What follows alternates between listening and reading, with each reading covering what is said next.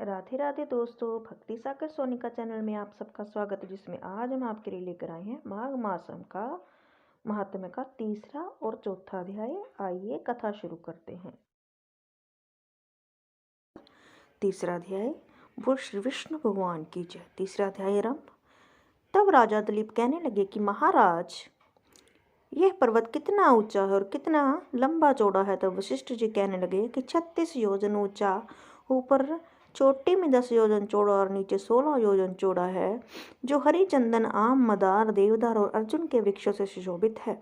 दुर्भिक्ष से दुखी होकर इस पर्वत को और फल फूलों से प्रपूर्ण देखकर भृगु वहीं रहने लगे और यहाँ पर कंदराय वनों और उपवनों में बहुत दिनों तक तप करते रहे हैं। इस प्रकार जब भृगु ऋषि वहां पर अपने आश्रम पर रह रहे थे तो विद्याधर अपनी पत्नी सहित उत्तरा वे अत्यंत दुखी थे।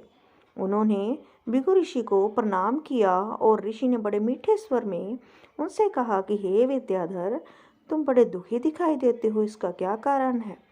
तो विद्याधर कहने लगे कि महाराज, पुण्य के फल को पाकर, स्वर्ग पाकर तथा देवतुल्य शरीर पाकर भी मेरा मुख व्याघ्र जैसा है। मेरे दुख और शांति यही एक कारण है, ना जाने किस पाप का फल है। मेरे चित्त की व्याकुलता का दूसरा कारण भी सुनिए प्रभु।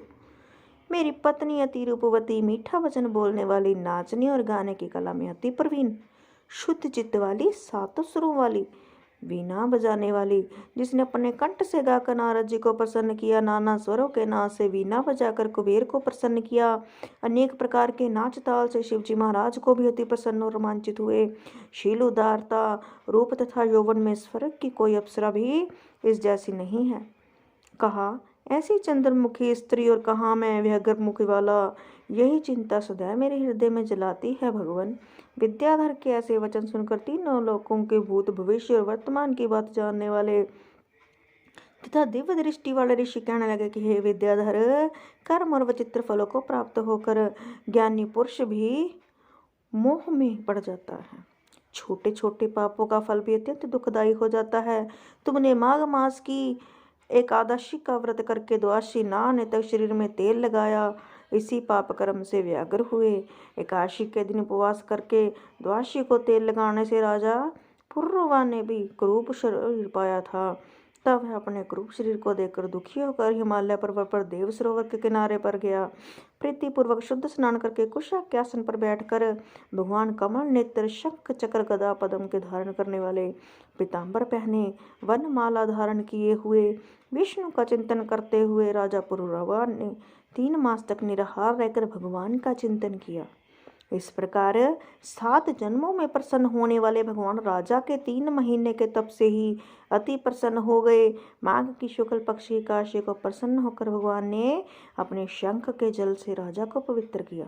भगवान ने उसके तेल लगाने की बात याद दिलाकर सुंदर देवताओं का स्वरूप दिया, जिसको देखकर उर्वशी भी उसको चाहने लगी और राजा कृतकृत्य होकर अपनी पुरी को चला गया। भृगु ऋषि कहने लगे कि हे विद्याधर, इसलिए तुम क्यों दुखी होते हो। यदि तुम अपना यह राक्षसी रूप छोड़ना चाहते हो तो मेरा कहना मानकर जल्दी ही पापों को नष्ट करने वाली हेमकुंट नदी में माघ में स्नान करो, जहाँ पर ऋषि सिद्ध देवता निवास करते हैं। अब मैं इसकी विधि बतलाता हूँ। तुम्हारे भाग्य से माघ मास आज से 5वें दिन ही आने वाला है। पोष शुक्ल एकादशी से इस व्रत को आरंभ करो। भूमि पर सोना जितेंद्र रहकर दिन में 3 समय स्नान करके महीना भर निराहार रहो। सब भोगों को त्याग कर तीनों समय भगवान विष्णु का पूजन करो। जब तुम द्वादशी को शिवजी के स्तोत्र और मंत्रों से पूजन करोगे तो तुम्हारा मुख देखकर सभी चकित हो जाएंगे और तुम अपनी पत्नी के साथ सुखपूर्वक क्रीड़ा करोगे। माघ मास के प्रभाव को जानकर सदा माघ में स्नान करो। पाप दरिद्रता से बचने के लिए मनुष्य को सदा यतन माघ मास का स्नान करना चाहिए। स्नान करने वाला इस लोक तथा परलोक में सदा सुख पाता है। वशिष्ठ जी कहते हैं कि दिलीप प्रियजू के वचन सुनकर यह विद्याधर अपने स्त्री सहित उसी स्थान पर पर्वत के झरने में माघ का स्नान करता रहा और उसके प्रभाव से उसका मुख देव सदृश हो गया और मणिग्रीव पर्वत पर आनंद से रहने लगे। भृगु जी भी नियम की समाप्ति पर शिष्यों सहित ईवा नदी के तट पर आ गए। बोल श्री विष्णु भगवान की जय।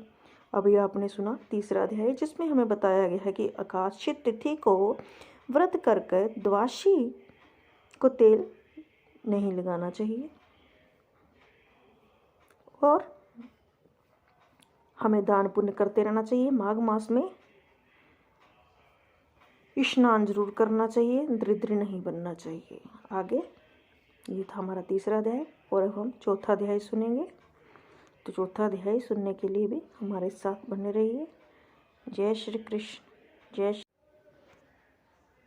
चौथा अध्याय आरंभ। जय श्री कृष्ण, जय श्री राधे।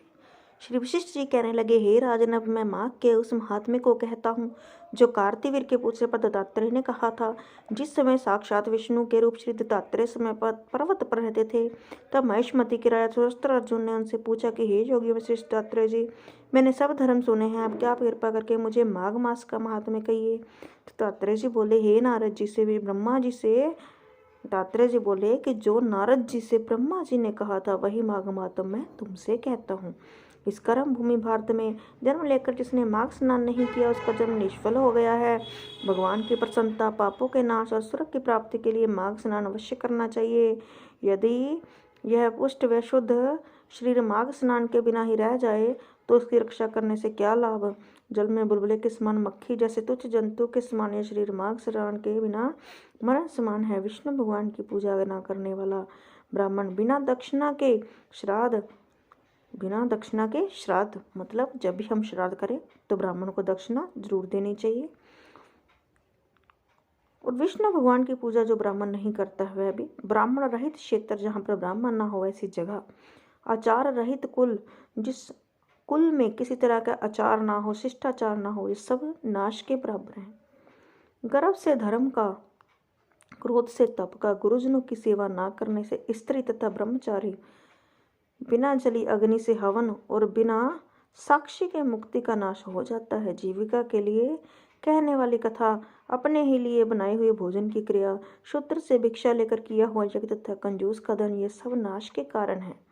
बिना अभ्यास और आलस्य वाली विद्या, असत्यवाणी, विरोध करना वाला राजा जीविका के लिए तीर्थ यात्रा, जीविका के लिए व्रत, संदेह युक्त मंत्र का जप, व्यग्र चित्त होकर जप करना, वेद न जानने वाले को दान देना, संसार में नास्तिक मत ग्रहण, श्रद्धा बिना धार्मिक क्रिया करना, यह सब व्यर्थ है। और जिस तरह दरिद्र का जीना व्यर्थ है, उसी तरह माघ स्नान के बिना मनुष्य का जीना व्यर्थ है।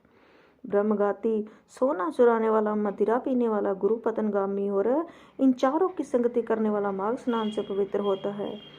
जल कहता है कि सूर्य उदय से पहले जो मुझसे स्नान करता है मैं उसके बड़े से बड़े पापों को नष्ट करता हूँ। महापातक भी स्नान करने से भस्म हो जाते हैं। माघ मास के स्नान का जब समय आ जाता है तो सब पाप अपने नाश के भय से कांप जाते हैं। जैसे मेघों से मुक्त होकर चंद्रमा प्रकाश के करता है, वैसे ही श्रेष्ठ मनुष्य माघ मास में स्नान करके प्रकाशमान होते हैं। काया वाचा मनसा से किए हुए छोटे या बड़े, नए या पुराने सभी पाप स्नान से नष्ट हो जाते हैं। आलस्य में बिना जाने जो पाप किए हैं वो भी नाश को प्राप्त होते हैं। जिस तरह जन्म जन्मांतर के अभ्यास से आध्यात्मिक ज्ञान की प्राप्ति होती है, उसी तरह जन्मांतर अभ्यास से ही माघ एवं स्नान में मनुष्य की रुचि होती है। यह पवित्र को पवित्र करने वाला बड़ा तप और संसार रूपी कीचड़ को धोने की पवित्र वस्तु है। हे राजन, जो मनवांछित फल देने वाला माघ स्नान नहीं करते वह सूर्य चंद्र के समान भोगों को कैसे भोग सकते हैं। बोलो माघ मास की जय। इस तरह से हमारा चौथा महात्म पूरा हुआ। आगे 5वां अध्याय सुनने के लिए हमारे साथ बने रहें। जय श्री कृष्ण, जय श्री राधे।